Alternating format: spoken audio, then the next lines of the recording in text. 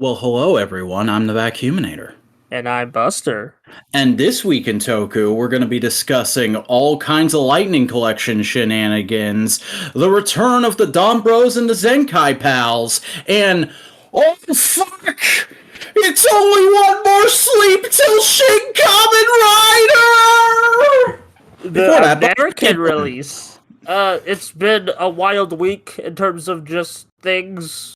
I don't know why. It doesn't feel wild, but when you get down to it, it's like, oh god, Shin Kamen Rider's coming. Spider-Verse is coming. Street Fighter 6 is coming. So many things are coming. Run away! It's going down. It's going down in Toku Town. Yeah, or just in town in general. Episode. It's just going down in general because of just all the media. It's summer season, Billy. Everyone's out, or have less work to do. It's It's a wild world out there. It's a jungle out there. Yeah, it's a great big universe the size of Macaroni. What the fuck is that from? Animaniacs. Oh, that explains it. Animaniacs is one of those things that just kind of entirely missed me as a kid. I see. I kind of had an Animaniacs phase in middle school, but it was very brief. Yeah, I know things about Animaniacs, not that obviously, but like it's one of those things that like I know mostly for cultural osmosis. Like I know the country song, I know that. Yeah. But you know what else I know? Modular media. Yeah, I know a lot about modular media, and I really want our listeners to know as well. So, guys, help us out in the algorithm so that we can spread the good message of your modular overlords across this great website called YouTube. And by great, I mean terrible. We really need your help, otherwise the algorithm will kill us. Please like, comment, subscribe, ring the bell in order to enable notifications so that you can get every modular media podcast delivered right to your sub box or inbox or whatever kind of box you got. Just put it in your box. We're gonna put it in your box. And you can get other podcasts. There's Components. There's Analytical Fanboys. There's No Prize. That's them. That's the shows. You know the shows. You like the shows. Okay, before we continue, I thought you were gonna say your mom instead of modular. Follow us on Twitter at The Modular Media, on Tumblr at Modular Media, and join the subreddit r/Modular Media. I don't fucking care about anything else. It's time for everybody's favorite part of the show, the parade of Godzilla tat we're never gonna buy. There's bag clips. There's a reaction figure of Jet Jaguar that looks like he's flying. There's a figure of a monster from a Mothra movie I've never heard of before. There's a bunch of fucking big Spiral Studios and X-Plus statues that are expensive as fuck. I don't care. Shit. Moving on. Mac is really transcending history and time today. I've had it. I fucking had it. SH Figure Arts, Astra Ultramantle. It's you want a cape for your Astra? You want to be an ass with a cape? You got it. Here it is. Look, the fucking $40 for a piece of wired cloth. Congratulations, you're Bandai slave. For a character who barely shows up in Ultraman Leo. Yep. Oh boy, I'm so excited. You know what else I'm excited for? Another fucking Trigger figure art. Trigger Truth is coming, everybody. Get your Goth Trigger up in your premium Bandai fuckhole. It's exciting. Okay, here's something that's actually exciting. There was a toy show, and at that toy show, Bandai showed off early prototypes of SH Figure Arts Ultraman Decker Strong and Dynamic type. I'm not super into these, I gotta admit. I think the colors are a little too bright on Dynamic type. They just look a little off to me. Strong type's coming along nicely, but Dynamic type needs to be tweaked just a little bit, and hopefully it will be before release. Otherwise, these look like Ultraman figure arts. Do you have anything to say, Buster? Well, I had some stuff to say about Trigger Truth, but you skipped me entirely. Okay, talk about that fucking smiley man. It was a cool suit for a terrible moment. Agreed! Let's talk about Mafex. Medicom I didn't even get to talk about the Decker ones. God damn it, this guy want to go fast. Okay, Dynamic type looks off. I hope the early prototype means early prototype because I like Dynamic type and it doesn't look the best interpretation. And Strong type is my favorite Decker suit, so it's nice to see that in figure form, and I have really no complaints. It looks like Strong type, and Strong type's a good suit. So yeah. Okay, Medicom time? Mafex. All right. Yeah, Medicom is the company that makes Mafex. Oh. Mafex is a line of imports like super nice big boy figures. I think we've talked about it before. We've definitely talked about it before, actually, because this is a repaint of a figure they've done before. Mafex Shin Ultraman Zoffy is coming. It is pretty much exactly what you would think it is. It's their Shin Ultraman, but in black and gold, and he comes with the little baby. Is that the that's like baby Zeton, right? Yeah, that's basically the device he puts into the air to make Zeton. Mm-hmm.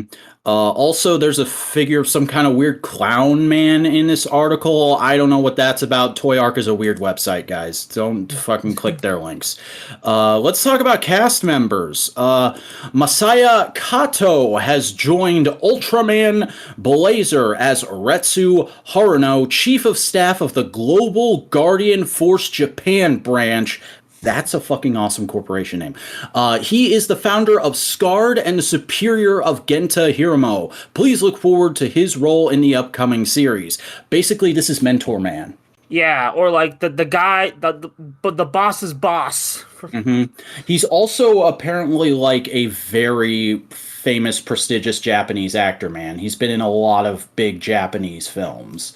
But the only thing he's been in I know is... the Matthew Broderick Godzilla. He was in that? What? He was an extra in that. He was one of the fishermen on the boat in the opening scenes. Okay. Yeah. Thank you for giving me fodder for my inevitable Matthew Broderick Godzilla review. Let's go look at some Ultraman Blazer scans. These are nice. I'm really liking the aesthetics of this show so far. Yeah. We're seeing some new forms for monsters.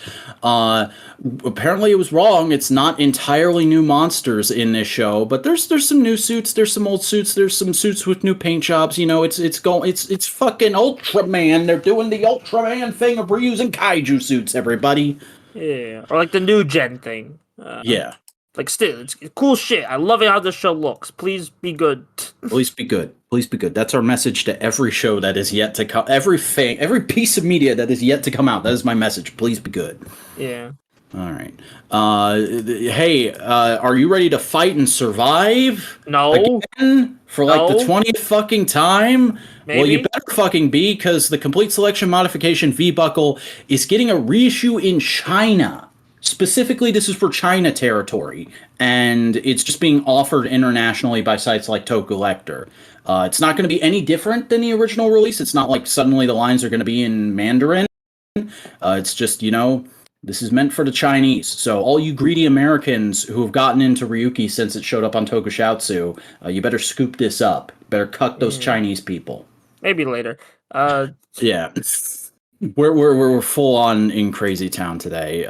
Hey, speaking of Crazy Town, let's talk about birthdays, everybody. Happy birthday to two Geats cast members, Tsurumi's actress and Michi's actor. Michi Naga. God damn it. I hate everything. They had birthdays. Her birthday was on the 19th. His was on the 20th. He's 19. She is, if I can translate this tweet real quick, it doesn't fucking say how old she is. Thanks a lot, Twitter. I mostly included these because Ace's actor looks hilarious in both these pictures. Yeah, like, I also just, like, it's crazy to think that Michinaga is 19. That's a very angry teenager. It actually kind of enhances his character. So many times, he looks like he's twice as old as he actually is. Yeah, it's great. I love him. Yeah. Oh, man. If I was the kind of guy who, like, regularly changed his avatar, I would definitely make one of these Ace picks my avatar. Oh man. Okay, let's move into some real news. You remember that fucking SHF Shin Hongo re-release with the unhelmeted head? You can get it through Team Rider, everybody. Can we talk about cool shit now? Yeah. You skipped the cool shit. I completely forgot about this. I'm so sorry. Yeah, we're getting final form toys for Geats. We know what Geats' final form is going to be because it got teased at the end of this week's episode. and Bandai went on the internet and went, blah, toys, here, look at them. So it's gonna be a buckle that starts off as boost mark free, and then it unfolds into a double buckle that is dynamite boost. And there's also gonna be a sword gun that's kind of a remold of his original gun. Well, hey, it's been a while since we've had a Final Form exclusive weapon, and it's really cool how the belt shows 9 tails. Yeah, like the legendary fox. That's amazing. Oh, yeah, Ace is going full Naruto, my dude. Yeah, I have not seen Naruto. You never go full Naruto. I never know what that means. So I mean, I guess like Naruto and Sasuke can be compared to Ace and Buffa. So. Oh my god. I hope the penultimate episode ends with them running at each other, screaming each other's names in front of big ninja statues. I mean, 01 did it before, so... Dude, fucking Gaim did that. Yeah, but like, I'm just saying, this writer has done this before. Yeah. So, yeah, I like his big belly circle around the belt. That's cool. Yeah, I just like the helmet. It's so cool for the Final Form. It's just a more ornate version of the original helmet. I like how most of Geats' forms that aren't like side grades have been like just iterations on his original suit. It's not been like this wacky, completely different thing. Yeah, and also he has a cape, a 9-tail cape. That's so damn cool.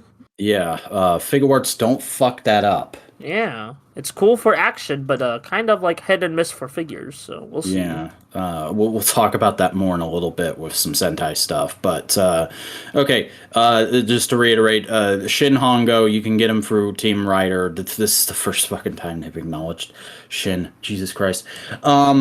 Okay, good news. Good news regarding Shin. If you can't go see Shin Kamen Rider tomorrow, Fathom Events has added additional screenings for June 5th, which is going to be next Monday. So you now have a second opportunity to see the movie before we talk about it on this podcast, if you live in the United States of America. Yeah, still no Canada or freaking UK release. England, Latin America, to help our fellow English-speaking brothers out. Come on. Yeah, at least get the Blu-ray release fast-tracked. You know what? I'm going to DM Vangelis tonight. Ask him if he wants me to do a cam rip. Fuck it. I don't care. I'm fully established as publicly hating Team Rider anyway. Or just Kamen Rider's Western things, because I don't think Team Rider has anything to do with it. They should promote it still. But like, they're mostly the toy guys, but they should still promote the show. Oh my god. Me and Chris, Geek with Chris, formerly Toku Chris, we're going to be the two most disrespectful motherfuckers in the theater, because we got seats next to each other. And he tweeted earlier today that he's going to be trying to get a pre-order for something we're going to talk about a little later during the movie. And I'm going to be doing a cam rip right next to him. I'm the villain of this story. Your hands are going to hurt, though. Oh, yeah. Well, bring a tripod. Oh, okay. Anyways, hey, Shin Kamen Rider Nendoroid, it's coming. We got a great prototype. It looks very cute, as these tend to. Yeah, I like Nendoroids. Nendoroid's good. Mm-hmm. Are you excited, Buster? Yeah, very excited. I hope I'll be able to get it. Oh, yeah, definitely. Mm-hmm. It's probably going to be like... Actually, I have no idea how much Nendoroids go for. I've never bought a Nendoroid. I like $50 a pop. Okay. I almost bought the Into the Spider-Verse Penny Parker Nendoroid, but then I backed out because of financial reasons. Anyway, Avatar Sentai Dawn Brothers Memorial Edition Zenglass Sword full release details. It's gonna be like a bunch of fucking yen, and it's coming out in January. It has voice lines from Sonoy. It's very big. They got rid of the screw holes. It has much more detailed LEDs, and it's got updated sounds. It's a memorial edition of a sword toy. Please be excited. Also has the King-Ohger gear. That is true. Much more interestingly, though, Premium Bandai announced a Memorial Edition complete DX Sarah Brand bracelet set. You're getting 2 bracelets with this, and you're getting faceplates for everybody, because previously we had gotten a DX set that included just the main free, and now you're getting bracelets for all the other fuckos who showed up late in the show. Yeah, the final bosses and shit. Mm-hmm. It's pretty cool if you like the Sarah brands and you got money. Well, I like the Sarah brands, but I don't got money. Oh, hey, look at this silly shit. Remember Dom Breeze from fucking the press conference? Yes. They're doing a TFCC where Dom Brothers meets Dom Breeze. And Stacy's in it. It's great. It looks amazing. This might be the best Don Brothers content we ever get. Oh man, it's coming. It's going. It's happening. Don Brothers will never die. That's written on Inoue's tombstone. Yeah, freaking. That'll be a sad day. But like, Anyway, on to more happy things. We got more King-Ohger behind the scenes shots. We get to see how Assistant Lady walked through the snow. We get to see how Himeno's cart works. And other cool shit. Fucking, these are starting to get a little passé, weirdly enough. I mean, like, we kind of already know how the show is made. Yeah, we know what goes into the sausage. It's not magical anymore, except it is when I watch it, and that's good enough for me. Anyway, let's talk about toys. SH Figure Arts, King-Ohger is coming. It's going to be coming out in October, and it's going to be a general release. This is going to run you about $60-$80 depending on where you go, and it looks pretty good except for one major thing. They made the shoulder cape hard plastic. That is lame as hell. Yeah. No, I have the Zen Kaiser one, and I think the cape there is vinyl, so it's pretty lame that they switched to hard plastic. So. Yeah.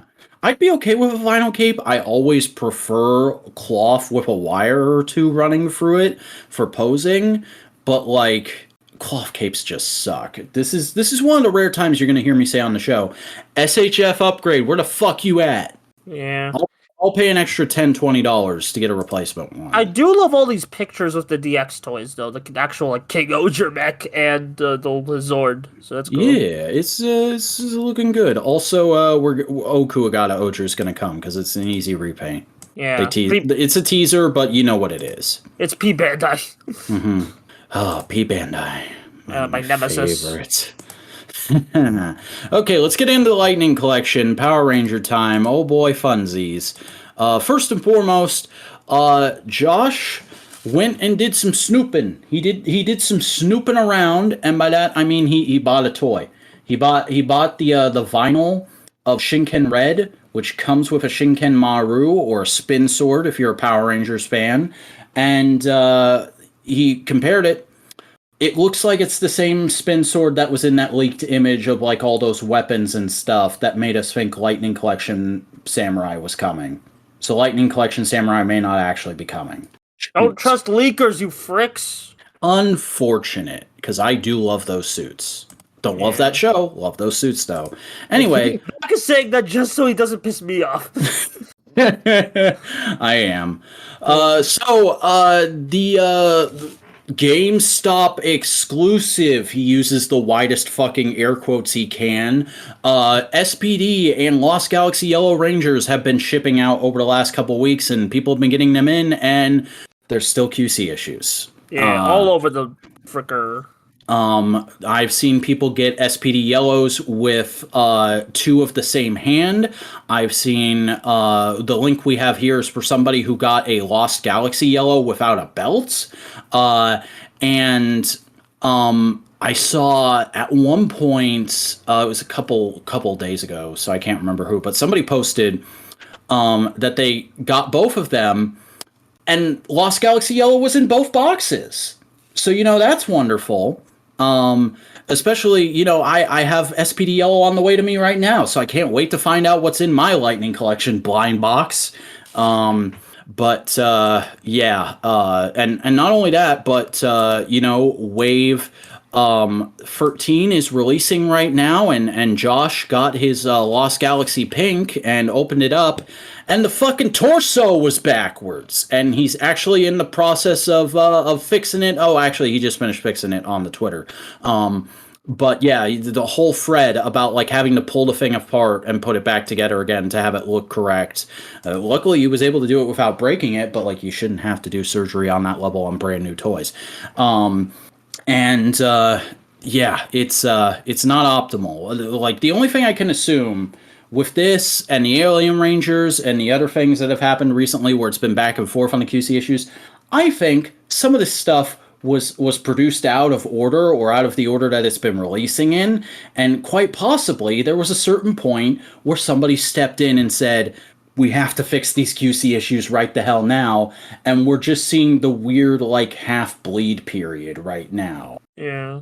Yeah, because Wave 14 has been releasing early in the Philippines, and there's been no QC issues with those. They all look great. As a reminder, that's the turbo RPM and lightspeed rescue wave. The vehicle wave. Yeah. I didn't think of it that way, but yeah, it is. It's all the boys and the girl, and they look great. No missing accessories, no like defects, no assembled parts. All the paint is good, and a lot of people are saying like, yeah, Turbo Red is somehow the best figure in the line so far. So I'm very excited to get mine. Crazy that it released so freaking early, because I think it's supposed to be out in like September. But hey, happy hunting, folks. Especially if you're looking forward to hunting for Cosmic Fury, because don't forget that's still on the horizon. And Simon Bennett has been showing off various photos of props from the show on his Instagram. We got gray prototypes for the daggers, the like shield thing, the hammer being held by the actual prop designer, Tracy Collins, who I didn't realize looked like a Power Rangers character, but you know, good for her. She's got fashion sense. Also a shot of them all painted up and on the set, and a shot of Simon Bennett himself wearing the Cosmic Fury Morpher, which just sparked the debate about whether or not that thing's going to use Q-Tamas all over again. Thank you, Simon. We appreciate your efforts. I don't appreciate the way everybody responds to them. And Power Rangers Monsters voice actors are casted. What a shock! Yeah, the usual voice pool of actors frickers. have been updating their LinkedIn's, and it's all the usual suspects. People who, if somebody's done a voice in the last couple of seasons of Power Rangers, they're going to be doing a voice in Cosmic Fury as some monster. Let's say these monster names for funsies. We got oh, they don't actually list the first two guys' voices. That's interesting. But we got Sonita and Jozotic are going to be two monsters in the show. Interesting. Also, one of the guys coming back is the guy who voiced Goldar Maximus. So not super up for that, but okay. I mean, to be fair to the Goldar Maximus guy, he had to emulate a voice. If he does like an original voice, like it's always the director. That's true. Like, and I mean, people got to work. And hey, speaking of working, I'm gonna have to put in some serious work to fucking watch this shit again. We're getting an Orc series. There's gonna be a full fucking Orc show. Remember Orc, everybody? Yeah, it's pretty solid. No, it's not. I mean, take like, that back. Well, I mean, it's an indie production. They can improve. It's not like offensive or anything. And the subtitle did get updated since we last covered it. So. Oh, did it? Yeah, I told you before recording that like. Yeah, but I have to maintain fucking kayfabe, dude. Oh, okay. My bad. I freaking broke the shattered reality. Dang. I have to take you to wrestler's court now, brother. Yeah. Speaking of court, want to talk about the new releases? Oh my god, do I? Yeah. Oh boy, it's a fun week. It's a fun week, and I know that both for like controversy, not controversy, but like mid and actual bangers. So. Mm-hmm. All right, first up, the usual, the good pal we can count on for a good time, Dogengers Metropolis, Episode 4, Shoplifting. I didn't enjoy this quite as much as I've been enjoying the show, but it wasn't bad. It was still a really fun episode. I liked getting to know Oja's character, because I'm just going to call him Oja. His last name's Akuta, which I caught on because it sounded similar to Asuka. It also sounds like sneezing. Yeah.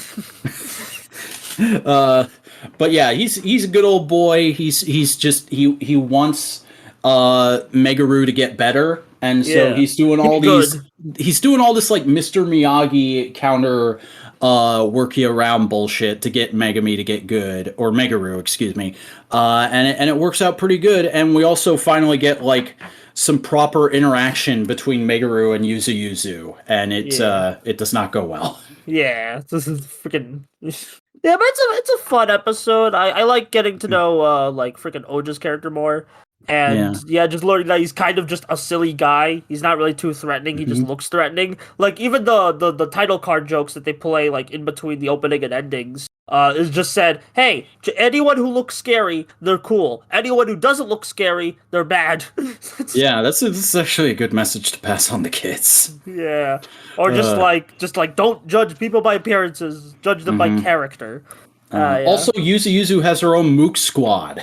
Yeah, she could just summon them because all the other mooks, like according to Yamai Kamen, they just ran away because of the freaking police investigation going on. So, and then it ends in a big climactic like Showa ass fight on one of those Japanese Bay stone bridge thingies. Yeah, My very God. cool. Very cool location shooting, and also this is technically your first exposure to Shiron in like a cool way, not cool way, in a bigger way. What do you think of Shiron? I like him. He's a good chap or chaps or their there are pronouns. three guys. There are three guys now. So, now there are even more of them. yeah, but like so Yamashiron's like a fusion of like an entire 3-man Sentai team. Very Sun Vulcan reminiscent, but like gas. Yeah. That probably explains why they used that location. That felt very like Sun Vulcan era Toei. Yeah, it's not Yamashiron's strongest focus episode. I think he's had like better focus episodes, but still a solid one. Good old boy has business cards. You'll love to see it. Yeah, it was a bit. Now, what we don't love to see, Pink Tokusatsu Creation Jerusalem episode 4. Her song reverberates in heart. This episode would have been better in a better show. I think I'm going crazy because I think it's getting slightly better with each episode. Oh yeah, it is, but still not good. Yeah. Like, there's elements, there's like tropes here from other Toku shows that I'm like, oh, I know this, I like this. It's, oh, you're doing the best you can, aren't you? Aren't you, in a way? But you're not quite getting there. Oh boy. Yeah. I mean, like, I still don't hate the transformation sequence, but the fight was fine, and I like the idea. It was actually comprehensible this time. Yeah, and I like the idea of getting everyone, because apparently this is a world where you can't move your mouth, so the climax is everyone singing, so that's cute. Yeah. It's slightly getting better. Hopefully the next 2-parter freaking keeps up the pace. Maybe the show will be a 7 out of 10 by the end. I like that optimism. Maybe it'll be a 7 out of 10. Yeah, because right now it's like 4 or 5 out of 10 for me. So I don't know. It's not as bad as it used to, but like I feel like the show's still figuring itself out in like real time. I'm still curious how many episodes this will have. Will this be like a 13 episode thing? Will this be 25? Freaking. Hang on. Let me bring up my drama list. So there's 2 different My Drama List listings for this show. One listed it as 3 episodes, which it clearly isn't because this is episode 4. And then there's another one which lists it as 12 episodes. I don't know what the fuck's going on. We'll stay with it. If there's an episode 13 or like it goes past 14, I think we might have to consider dropping it.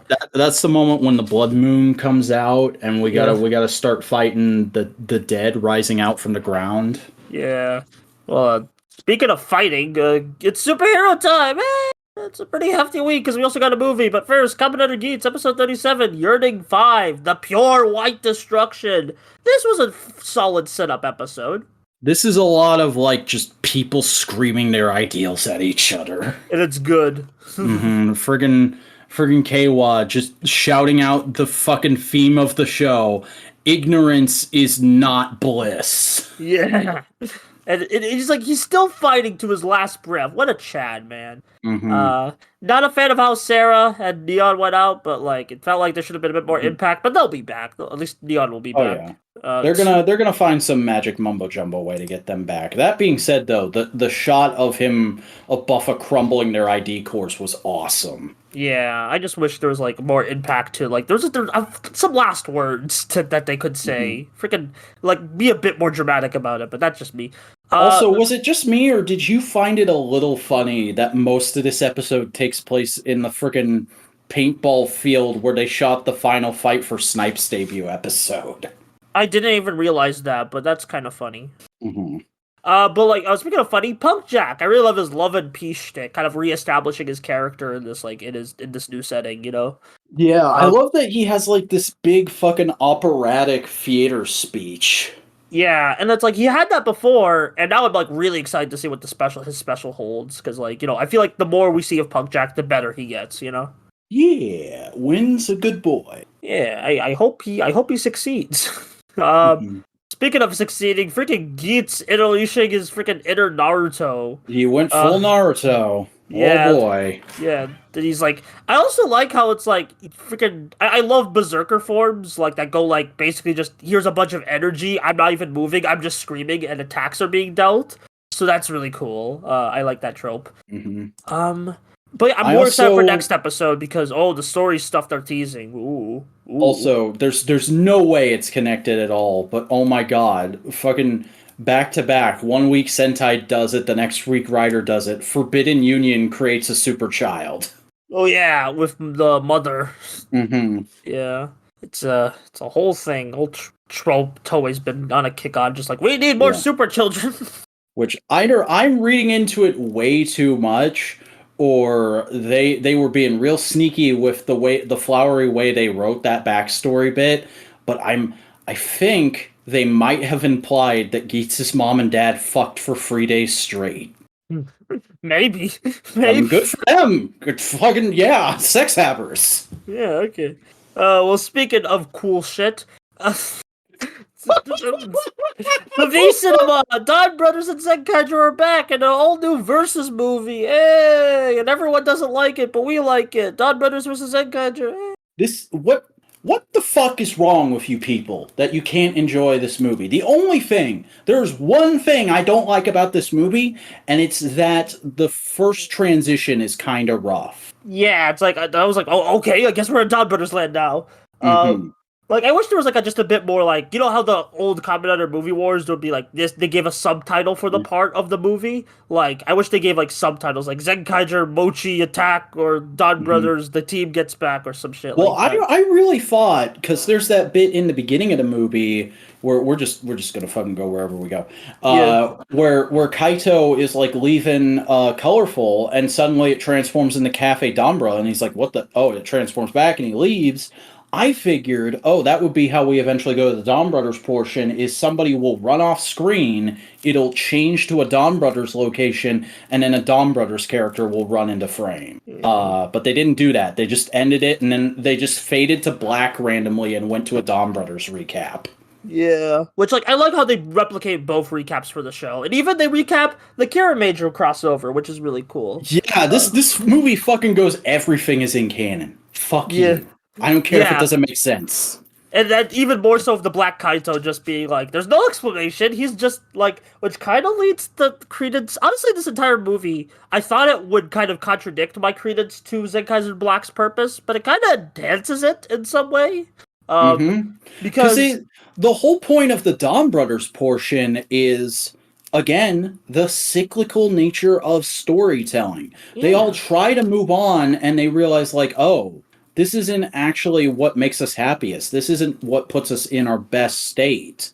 It is being the way we were during the show. So even though, like, we spent the whole show trying to get to this point, actually we're going to be happier if we stay doing it.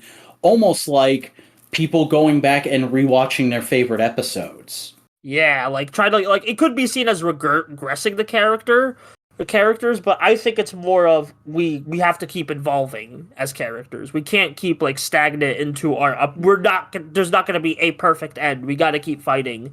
And that's why Don Momotaro has to come back out of retirement and stuff. Plus, when we get to the next big, like, everybody gets every season gets a cameo anniversary season, do you really want Tsubasa to be, like, working as a pastry chef? Nah, you want him to just randomly run into the current team as a fugitive. Yeah, exactly. And, like, that makes me super excited for the inevitable King-Ohger crossover, so...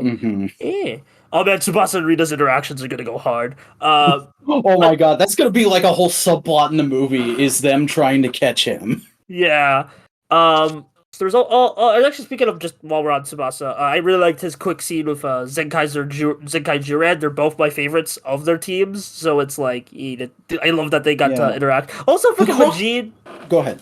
Majin and Kiji just be like, after you, after you, after you, after you. That was great. The crossover portion is so painfully brief, but all the little moments are really nice. Yeah, they hit on all the beats you want them to. Like, but like even the individual segments still capture what we love about both shows. Yeah, like friggin' they just feel like the next episode of those shows. It's not like trying to do a big special thing. It is they literally just work with the suits they already have. Yeah. And it's like Zenkaiser, it's a basic Zenkaiser adventure. Wacky shenanigans are happening, but this time a Hitsuki's causing it, and freaking Zox is being a bastard, and I love it. And also, so the main team has to recreate the FBI engineered crack epidemic. Yeah, I guess. Also, it's nice to see Kaiser back at it again. I love that in the fucking final fight, when he goes to transform, he just makes a gun with his hand. Yeah, that's cute. No premium Bandai for you, bitch! Yeah. That's cute. Or just an imaginary gun. He just, that's so cute. Yeah, dang, but Sonoi's part in this movie is, the saddest shit ever. Yeah. Oh my god. We'll know he'll be back because of the freaking teaser for the Toei Tokusatsu fan club thing. So we'll get to see him at least one more time, but damn, he literally dies because he can't be with his boyfriend. That's the other thing about the Dawn Brothers segment is, I might be crazy here, but I kind of feel like I think Sentai just adapted the Death and Return of Superman? With Dawn Brothers? Yeah. Elaborate. Taro is looking around at the world, and he's feeling like, oh, maybe the world doesn't need me anymore, and then a thing comes out of nowhere and takes him out, and then everybody's like, oh shit, actually we need him. What are we going to do without him? And then a Deus Ex Machina drops down and brings him back, and then it reunites everybody. Oh, that's basically, yeah, that's a similar story to what they're describing here. Yeah, I can buy it. It's probably not directly what they were inspired by, but it's similar thematics. I mean, there was also heavy Christ imagery in that segment. Oh yeah, I think that's just general coming back from the dead and stuff. I also love Taro just popping out of the coffin and just doing his fan shtick. That's amazing. Yeah, where's that SHF upgrade? Yeah, freaking. There was coffins in the show proper, so. And I mean, I could get some third party content. I don't even have Figure Style Momotaro. What the fuck am I talking about? I don't know. Why are we talking? This movie got us talking about coffins, man. Oh.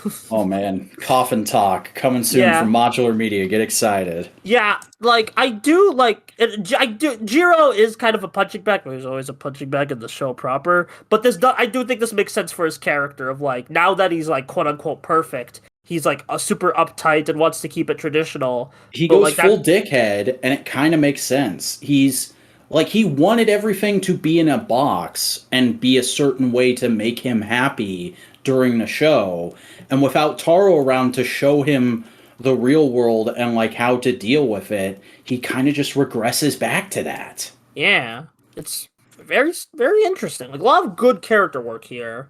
Or just interesting character work. I'm not sure. I think everyone's not super happy because of how conclusive the Dawn Brothers ending was. With because it's oh, they're changing it again. They're changing what could have been fixed, but no, I think we didn't need this movie, but for what it is, I think it's an interesting take on the end of if you weren't sad, because I know Vac wasn't 100% on the Dawn Brothers ending initially. So I think this was a better ending for him. The ending took time to grow on me. I still don't love it, but I like it now. And this really iterates on it in an interesting way, I feel. And let me just say to people who are oh, they're changing the ending. First of all, this is after content. They always change the ending in that. Yeah. This is how Toei Tokusatsu works. Get fucking used to it.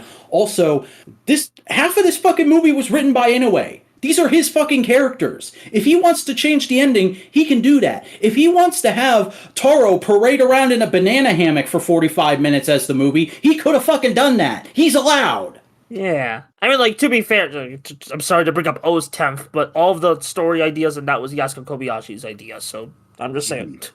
She didn't write the movie, but it was all her ideas, so Oh yeah, I'm not. I never said like she wasn't allowed to do that. I just said I didn't agree with it. Yeah, that's fair.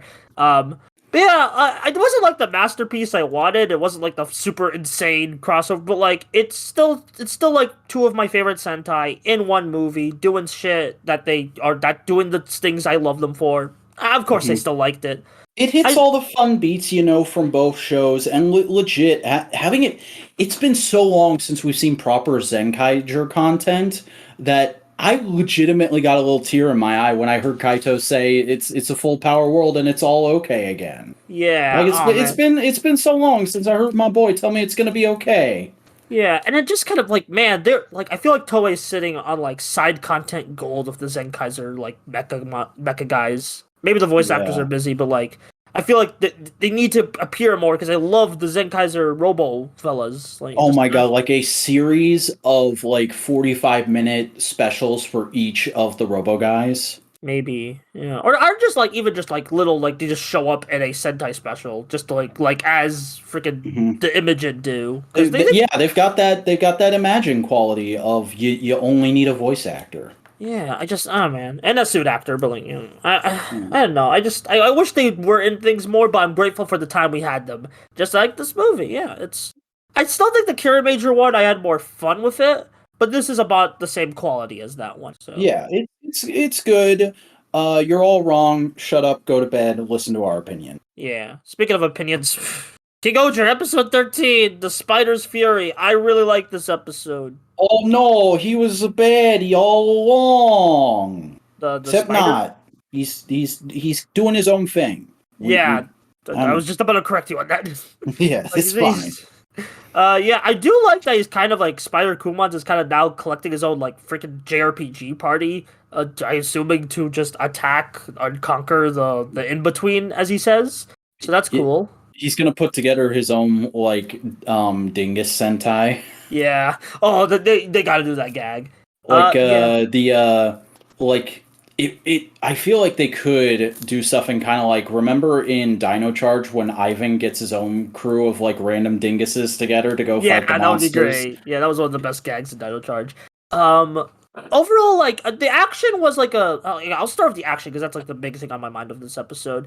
The fight scenes, like there were some weird cuts in like the middle with like in the first fight, but once you get Spider Kumans in, the fight is like, whoa, this is insane, and I really creative choreography there. I wasn't quite as impressed with it as you were, but like it's not as bad as everybody says it is. Y'all need to Yeah. stop fucking saying the same damn things every week. Oh, King-Ohger looks ugly. Oh, Geats is getting crazy. Oh, I'm a little baby man. Oh. Elaborate your thoughts at the very least. Like, explain why you don't like it. Like, freaking think about it. Like, I didn't like the first King-Ohger action because it was like there was these weird cuts. I like the freaking Spider Kumon's action beat because he was like flying all around. It was super creative and he was doing cool shit with the webs.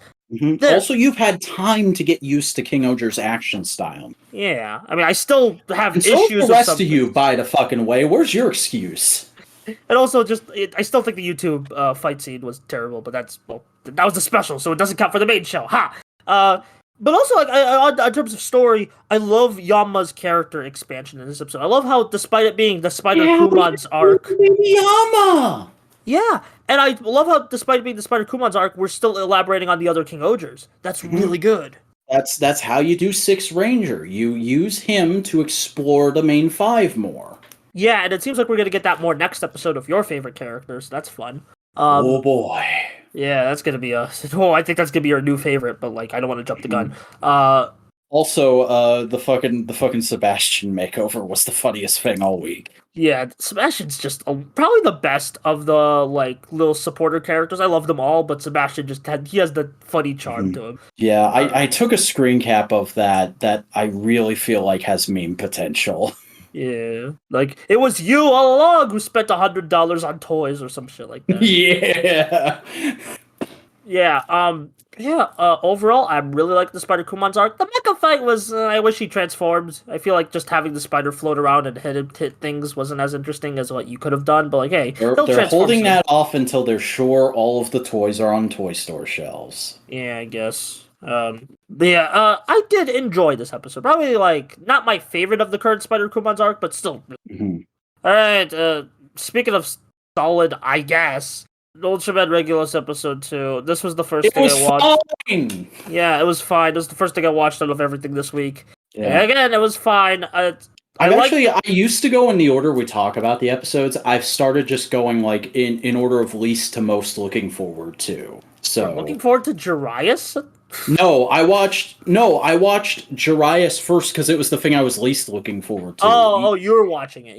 Eat your fucking medicine first, and then you get your sweets. So like I went this week. I went Jarius, Regulos, Geats, I think, Dawn Brothers and Zenkaiger, King-Ohger, and then Dogengers. Interesting. Yeah. I just watch it whenever I could, but like I like the scene where Regulos like gets mad at like Leo and Astra freaking possibly blowing up. Yeah, again, it's Leo prequel. This is apparently the backstory for Leo. And he just gets like freaking mad and he runs into a wall and then he runs into a master and I was like, things are getting good. And then just the episode ends and I'm like, man, this would have. I feel like much like all the Ultra Galaxy fight, this would have worked better as like a movie thing. Is it just me or are you getting Star Wars prequel vibes from? 100% Star Wars prequel vibes. Regulus gave me like big Anakin feels. Yeah, I'm not. Well, I mean, he's not gonna turn evil because we already know. No. I mean, just like being an impetuous student who's overeager to get to the next level. Well, in general, because this is like very space focused. This is very Star Wars-y, you know. Yeah, that too. Yeah. I feel like the show's slightly getting better, but I want to love it more than I do, you know? Yeah. I want to like these characters more. I want to like everything more, but I don't, and that hurts my feelings. I want this to actually look like a Koichi Sakamoto show, which it hasn't so far. Despite all the crazy kung fu fighting, like it doesn't feel like Koichi directed this. Yeah, maybe he did. Freaking look up who directed this shit. I thought this was his like pet project. Just in case. Let me just in case. Yeah. I'm looking at his freaking. Yeah, let me get on my drama list. No, it says director Koichi Sakamoto on my drama list. Okay, yeah, I don't know what's happening here. Koichi, what are you doing? This show looks so flat. Yeah. Like, get some cool camera angles in here. Yeah, freaking actually have interesting. Oh man, this might be Trigger 2, but less. Oh my god, no, because Trigger looked good. Trigger's problem wasn't that it looked bad. It was that the characters didn't have a lot of depth. Yeah. I think you know what I think's happening here? What? I don't think this is actually Koichi's pet project. I think he's cashing a check. Oh, maybe. Yeah. Very possible. Maybe the idea was his pet project, but he just lost luster with it. I don't know. Because the idea feels very Sakamoto. I can't blame a creative for cashing a check. The man's got kids to feed, but like... yeah, not optimal. Do you want to talk about more not optimal shit? Oh my god, all the not optimalness. We watched... So, because... We prepared. Backstory. Okay. Frickin' Vac 6 months ago or some shit told me we should watch the first and the next because he learned I didn't watch the first and the next yet.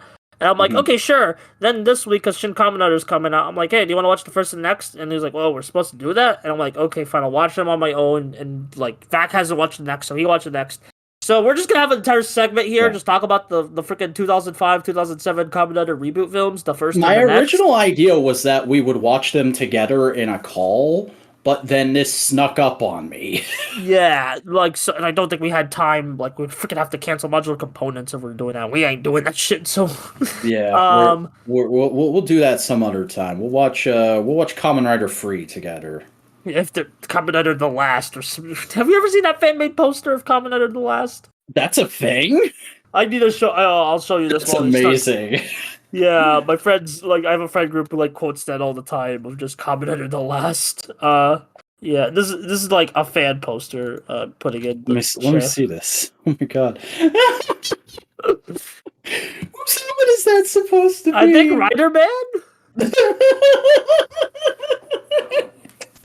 Anyway, for the films that actually got made, so there was a quote Tim Ziaman told me about the first that I think encapsulate this movie. We didn't want the Rider kick to be special. Because that's what this movie is. It's not special. It's just inoffensive, I guess. I don't even like the suits that much. I think the monster suits don't look good in this movie. The rider suits are fine. Okay, I'm gonna go ahead and just disagree with you there. I think all the suits in these movies are amazing, but the everything else not so much. Yeah, well, these films are too dark. There's not enough light. The color grading is very bad. Yeah, the color grading sucks in these movies, both the first and the next. Mm-hmm. I know people like the romance plot about the water crystals in the first. I People didn't like even. that? Yeah, people said that's the best part of the movie. Everything else is boring, and I'm like, what? This is just boring like the rest of the movie. Did y'all motherfuckers watch the same movie as us? Yeah, it's like, I guess there was kind of cute moments, but it didn't really click with me. It doesn't, like, just the characters get, like, an anticlimactic end anyway, so who In all those scenes, I'm like, what the fuck is going on? I thought I was watching a Kamen Rider movie. Yeah, and then Hongo has no Riz. I really hate what they did to Ichimonji here. Yeah, because I also watched a bunch more episodes of the original series this week, and let me just say, I'm full on in Hongo as the main writer territory now. The appeal of Hongo Ichimonji is not fucking cyborg pathos. That's Hongo's thing. Hayato's appeal is that he's the writer who enjoys it, who has fun with taking down Shocker and fucking with their plans. He's always doing everything with a wink and a smile. He's the I guess that guy didn't agree with you. Well, you're wrong. Fuck you. Hayato is the Dick Grayson to Hongo's Bruce Wayne. Yeah, and even if because apparently the first was quote unquote inspired by the manga, there's no manga imagery in this movie. And Hayato, even in the manga, when he's a bit more serious, he still has that wink and a nod and like that like a pathos to him. I just don't like what they did with him in the first. It's just so bad. You basically just make him like typical Heisei secondary writer with like none of the charm or character depth. It's not great. And like that's probably because both these movies are written by Inoue at the height of him being like a regular main writer for Heisei Kamen Rider, and these movies are also how he got the reputation, Jesus Christ, in the Western writer fandom of being a bad writer. Yeah, even though Fai's, I think, is good. I think Agito's good. I think Kiva's pretty solid. You know, it's like, he's done more. I think he's gotten better as the time goes on. Also, I just think he's just better as a Sentai writer, but that's just me. Oh, yeah. Like, I disagree with you on some of those shows, and I will vehemently say, the man writes great Sentai. I don't like his writer, but I don't know if it's out and out bad, except for this. This is out and out bad. What the fuck was he smoking here? I feel like it's just general like production. We need no fun allowed, and I feel like the next he was allowed to have a little more fun because the freaking we'll get to the next now. The first boring ass movie. The next, which we both watched for the first time. Well, wait. I do have one thing positive to say about the first. What? Aside from the suit design, because I love the suit design across the board in these movies, it's cute that they used archive footage of Dr. Shitagame instead of casting a new actor. Oh yeah, that was cute. That was cute. That was like there's even cameos from like other writer actors. Like V3 plays Tachibana. And like V3's original actor plays Tachibana. I forgot Tachibana is in these fucking movies. He's only there for like one scene in the first to like give Hongo his bike. Yeah. And although going on that thread, I had a thought the other day. Like obviously we haven't seen the movie yet, so we don't know if there's like there would have been room for him in the story. But man, how cool would it have been if Anno had cast Fujioka as Tachibana in Shin Kamen Rider? That would have been neat. That would have been interesting. But like, I don't think I don't like even from the spoilers I've seen. I haven't seen a Fujioka anywhere, so they probably wanted like a fresh start. So, all right, on to the next. This was slightly better, but not good. You know. Yeah, people have told me for years that like the next is demonstrably worse than the first, and I'm gonna go ahead and say, hard disagree. I actually enjoyed the next a fair bit. Most of the plot, like, it wasn't the most amazing shit in the world, but it was a much more engaging plot line than the first, and like there was some actual pathos for characters and stuff flowed together and made sense for the most part. Yeah, like the actual I found the subplot more interesting than the writer stuff. And because, like, I think the subplot is just something Inoue would write for, like, a one-off episode of, like, Jetman or Dawn Brothers. That, like, with just, like, an idol who, like, streams is killing people. And that was actually pretty interesting. And, like, seeing, like, her friends be worried about stuff like that. Yeah, I'll agree. It's very obviously, like, oh, the ring is popular right now. but also it works and it flows into. Oh God, I don't know V3's civilian name. It flows into his plot line very well. V3, yeah, I don't even vibe with V3 in this movie. I do like Hongo better in this movie. I think making him a teacher is a good move. That's like some Peter Parker ass shit. Making him a teacher and also having him spend most of the movie getting his ass handed to him. Yeah. And oh yeah, the Shocker Riders are in this he's movie. the oldest model. Yeah. Yeah, the Shocker Riders are in this movie, and like V3 is the head of them, which is I'm not sure how I feel about It's a that. manga thing. No, V3 wasn't in the manga. Well, that was Ichimonji in the manga. Yeah, sorry, yeah. Yeah, but like, hey, yo, if we're gonna like freaking enhance, just take that plot line and give it to V3 for whatever, sure. I think V3 has the best suit out of any of these movies. I'll be frank. I just think because there's actual more defined color palette for him. So, also, like a cool historical thing to mention. These movies are the whole reason SH Figure Arts exist. Oh yeah. The first SH Figure Arts were Hongo and Hayato from the first. So, like, next big Figure Arts anniversary, they should do Shinchoku Seihos of these guys.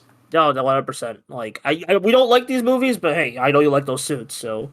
These are like weird oddities. Like, freaking the first.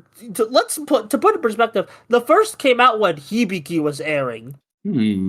It's an interesting. That just blows my mind. And then the next came out when Den-O was like the new hotness.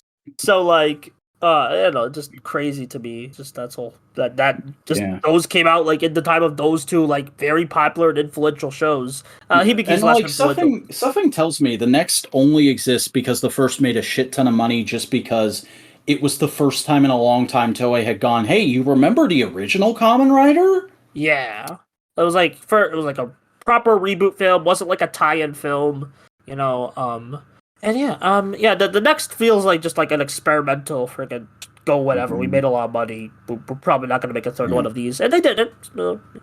Also, like, again, about the next, I used to see like people mentioning all the time little snippets about the movie, about their hot takes on it, because it was the best way we had access to the story of the original Kamen Riders back when I was getting into things, because the original show and a lot of Showa era hadn't been subbed yet.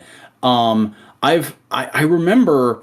You know what? I already brought him up once in the show. I'm gonna hot take, hard disagree with you, Vangelis. The movie made it perfectly clear what was going on with Hayato. They didn't need to expound upon it at all. It was a perfectly fine little subplot. Yeah, the first or the next? The next, where he's like falling apart and dying. Oh yeah, they made that clear. It just I still don't like Hayato in these movies, but overall, they bad. Exist.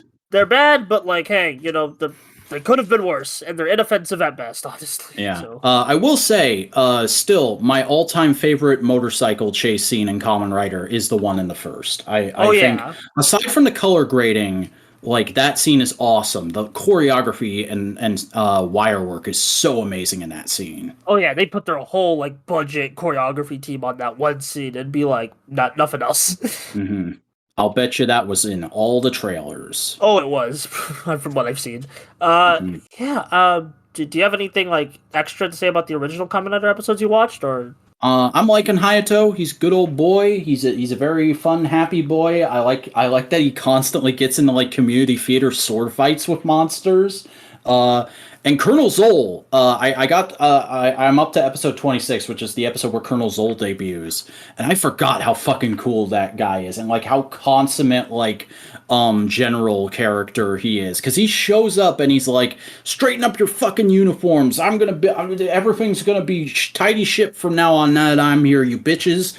And then he comes up with this brilliant plan about like, oh, I'm gonna disguise myself as Taki and beat up a bunch of police officers and get him put in prison, and then I'll go as Taki to Hayato and I'll put a bomb on his motorcycle and blow him the fuck up, and yes, that'll be how we finally defeat Kamen Rider.